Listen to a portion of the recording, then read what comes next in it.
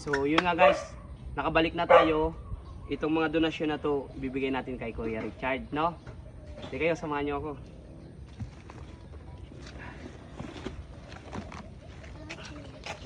Tao po! Tao po! Pasok na. Hello Kuya! Kuya Richard, bumalik ako. Ay, Kuya, pwede makapasok sa bahay mo?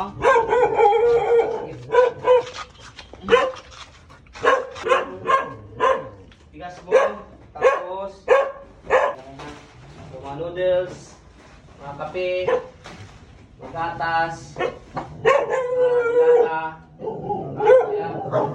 mga donasyon na nabigay, no? Itong mga donasyon na to ay binigay din po ng mga dayuhan kasi nag-volunteer sa akin dito nung nakaraan, naipon ko yon. So ito po yung ibang donation. So ibibigay ko po sa iyo kasi deserve ka rin. Kung hindi ka ba nainitan dito? Pagka tag-init, yung tag-araw talaga, pero tag-ulan, okay. Kabing init, no? Tapos walang ilaw. Yung mga anak mo asan na? Nandun po sa labas.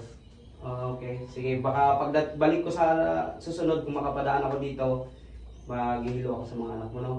So ito kuya ang mga donasyon. Anong message mo para naman sa ating mga donators para makita naman nila yung ano natin? Maraming salamat sa mga nagbigay ng tulong. Yeah, he wants to say thank you for everybody who donate this. And hopefully we will have more blessings so we can also share to others. So we could also help some people, you know? Are you okay kuya?